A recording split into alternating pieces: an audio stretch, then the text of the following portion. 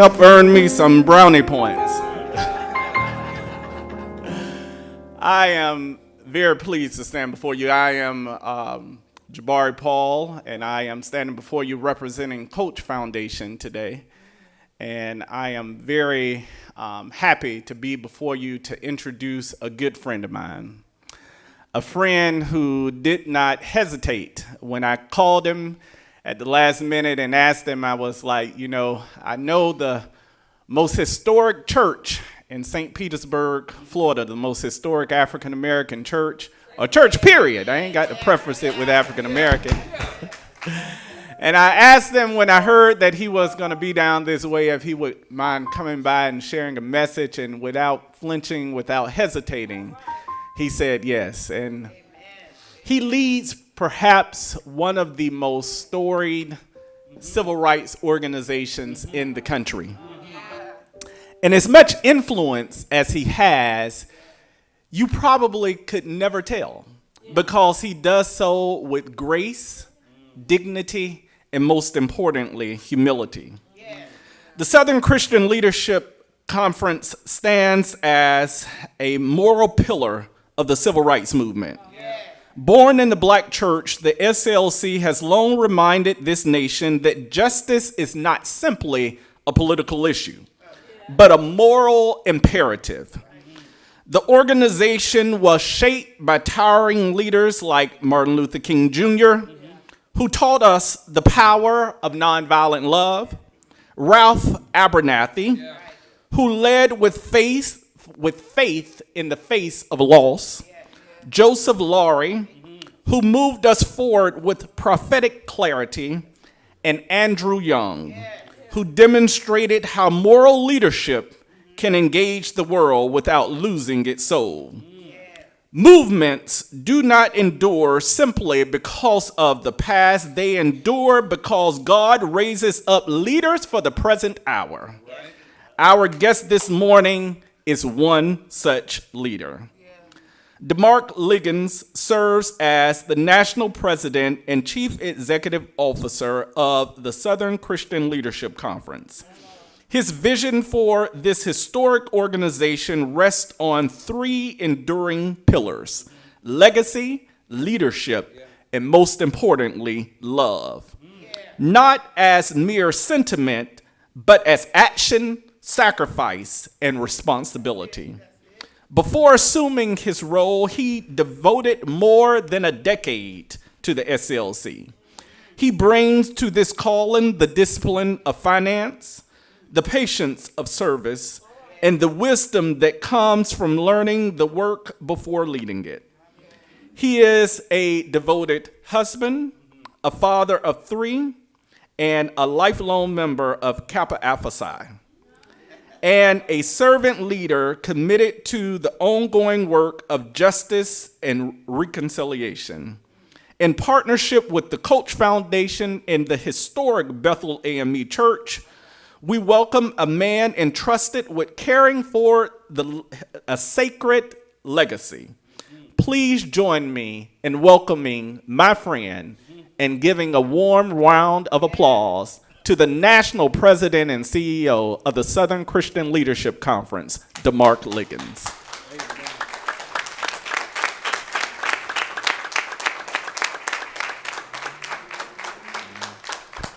Amen, amen. Thank you for that. You know, that's one of those introductions I need to keep with me, man. I don't think I can live up to it, but I appreciate it. Now, I want to say thank you to everyone who's here. I'm so excited to be here. I didn't flinch for two reasons. I would be remiss if I didn't say one of it is because it came from Jabari.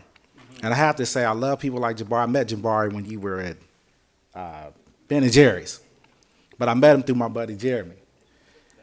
But if you do this work a lot, you know, some of them corporate guys aren't the type of guys you want to know. They're a little stuffy. So Jeremy said, man, that's not Jabari. I just said, are you sure? He said, man, look, I known him since I was 13. I said, okay. We called Jabari. Jabari said, hey, we got to get Dr. Lafayette up here. And watching him work, you realize that this brother means everything that he says. And rare in this life do you meet people who who understand what you said earlier, how to keep the soul of themselves while serving in these different capacities and spaces. And I certainly appreciate the work that you bring to the table. Thank you, brother. I also have to give a quick shout out to my sister,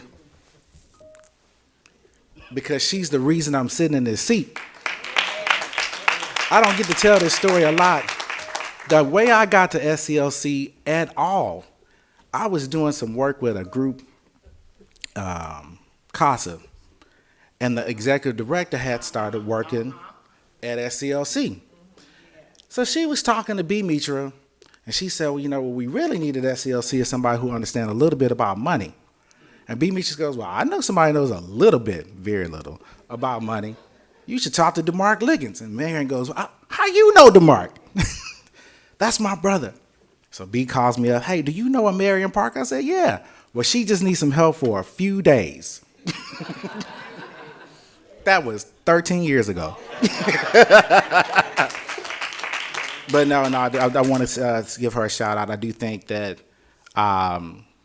you know, I remember when I first started getting a little bit more serious at SCLC, talking to both my sisters. That's one half of, I got twin boys, I have twin sisters, but that's one half of my, you know, the twins.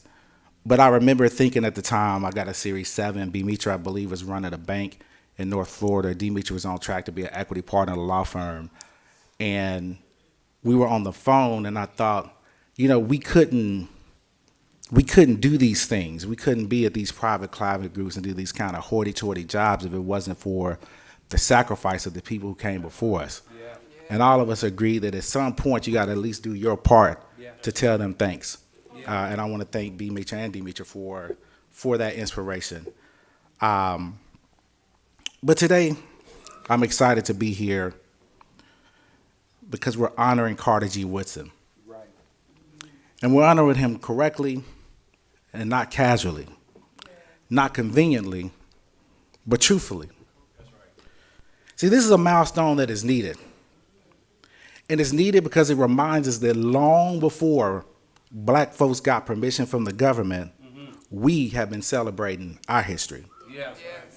Long before other institutions wanted to affirm our dignity, we knew that it was important to affirm it for ourselves. Long before our stories were welcome in textbooks, we carried it in our families, in our faith, and in our communities. Yeah. See, Carter G. Woodson did not create this holiday or this observance to divide our country. Mm-hmm. He did it because America had already divided herself from the truth. Her history was incomplete. Her history was selective. Yeah. Her history was dishonest. See, Carter Woodson said it's not so much a Negro History Week as much as it's a History Week. He knew he wasn't asking for something that was special. He just wanted something that was the truth. Amen. As Carter G. Woodson said, we should not emphasize not our Negro history, but emphasize the Negro in history. Yeah. See, too often people want to say that our history is an elective thing, that it's some type of add-on or decorative, that our story is somehow separate, but indeed our story is central to the story of America. Yeah. But I think it's important as we celebrate Black history to remind ourselves, particularly as we do it for ourselves, that our history is not something that is supposed to be an academic adventure. You don't just study history so that you can kind of memorize it. You study history so you can understand the context and the color of the moments that came before us. See, understanding the history allows you to understand the patterns. It lets you feel the rhythms of our victories, feel the rhythms of our defeats. Because we all know too well that history does have a way of echoing itself. And that when you gather your information for understanding, that brings about a protection, that it brings about a preparation, and that ultimately is what is going to keep us free. See, as we think about Carter G. Woodson on this 100-year anniversary of Black History Month, you have to remember that the nation did not want that history taught.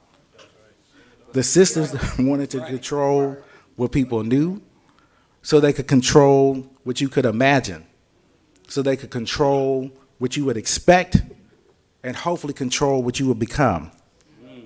As he said, when you control a man's thinking, you do not have to worry about his actions. And that was his challenge.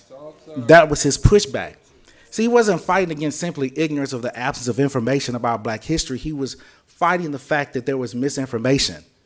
And he was fighting the fact that he understood that the systems had benefited from our people not knowing about our people. So right now we're seeing it in current events. The challenge with letting a government that has endorsed or caused so many of our hardships be the sole keeper of our story. We understand that that adventure in and of itself is not going to bring about a truthfulness of our actual story. And if you watch and wait for them to do it, you'll get a replay of what we saw in Philadelphia this week. That perhaps they'll talk about it, but depending on their whims and inclinations, perhaps they will not. But that's what the importance of a Black History Month is. We do not need them to talk to us about us. That's it. But one of the other reasons I meant to say this earlier is that yes, Carter G. Woodson was able to publish and bring about Black History Month. But I have to give a shout out, and another reason I was happy to come today is because you couldn't carry that message if it was not for the Black church. Yeah. See, the Black church is the place that gave his place a vision. It gave his vision a reach. It gave his vision a repetition. And more importantly, it gave his vision a community. Yeah. See, Black church is not just a place where we came to worship. It's a place where we come to remember. That's right. It's a place where we come to learn. Yeah. It's a place where we learn to organize and strategize. It's a place where to this day we remind ourselves that we've always been human in a world that wanted to disrespect our humanity. It's a place that reminded us that we're worthy because we're made in God's image. It's a place that reminds us that our faith is the thing that has allowed us to overcome all the objections in front of us. See, the church has always helped spread our history beyond scholarships and institutions. Our faith has always helped us survive. Our faith is what helps us remember who we were in the times when we were simply surviving. That's right. So as again, I want to remind us that Black history should not just be an academic adventure. Mostly because, and I said earlier, as time has a way of echoing itself, it's because the victories that we get against tyranny and oppression are rarely permanent. The victories against tyranny and oppression are rarely permanent. Oppression does not ever go away. It simply evolves. It adjusts.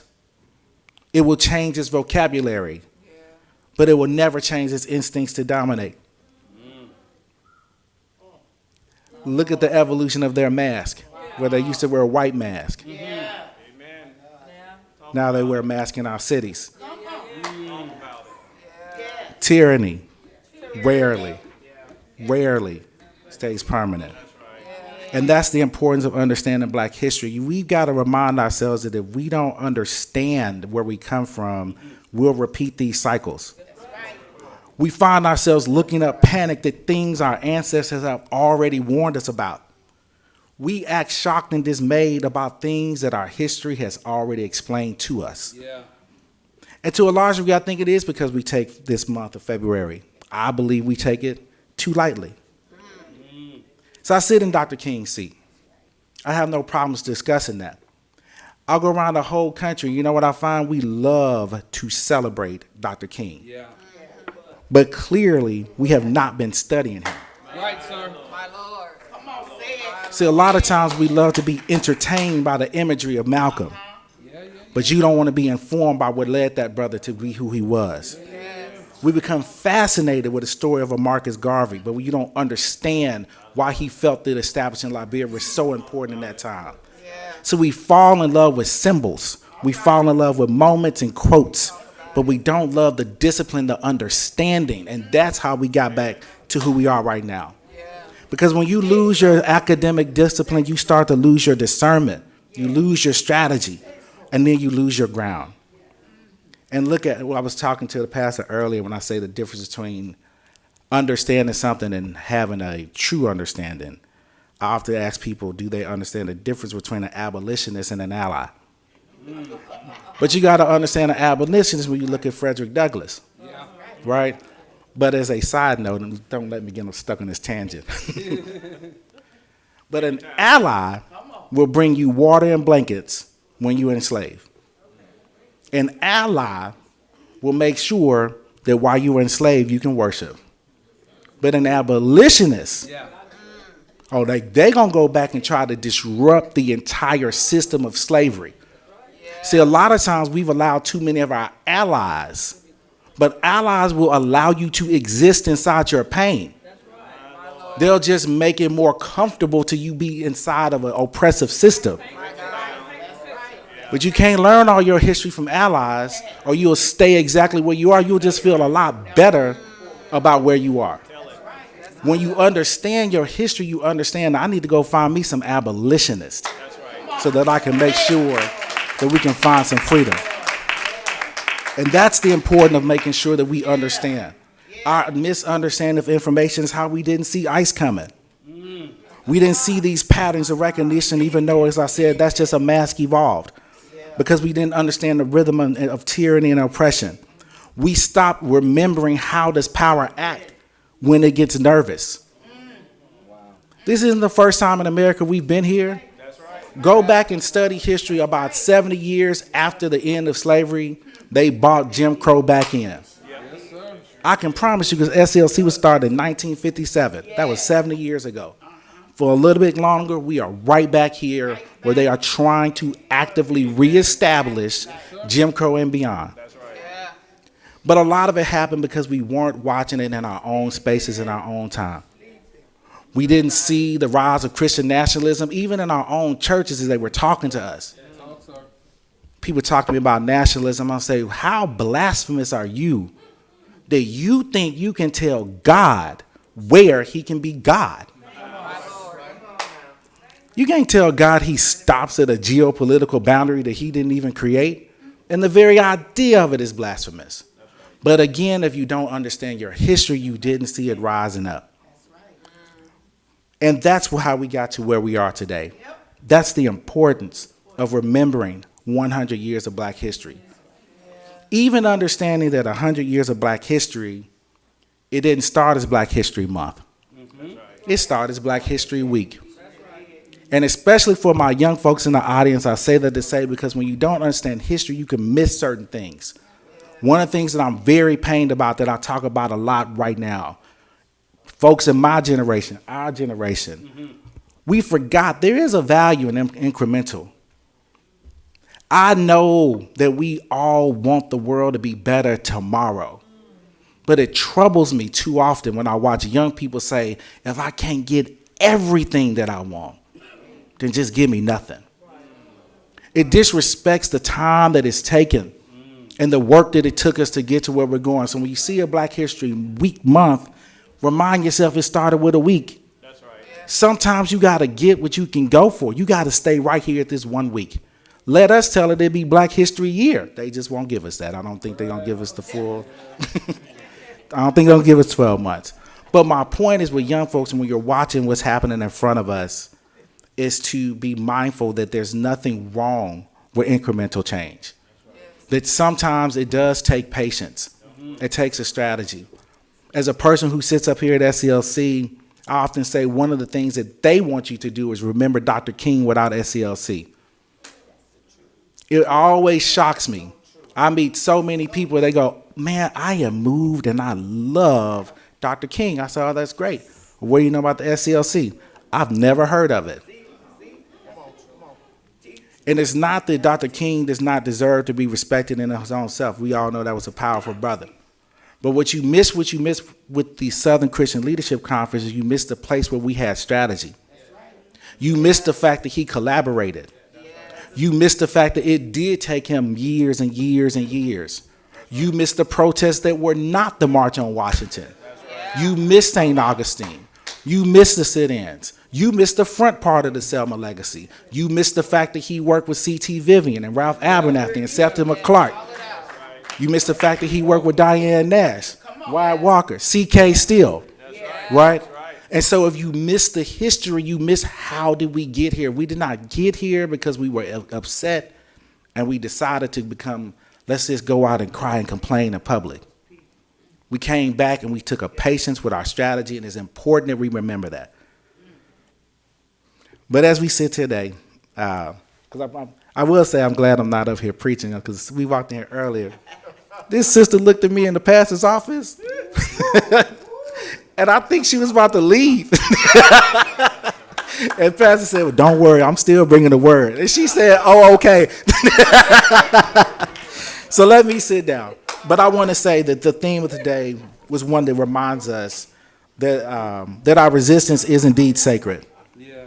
And that this moment will determine our future. Yeah. That it will determine the future, which sees how much we are free.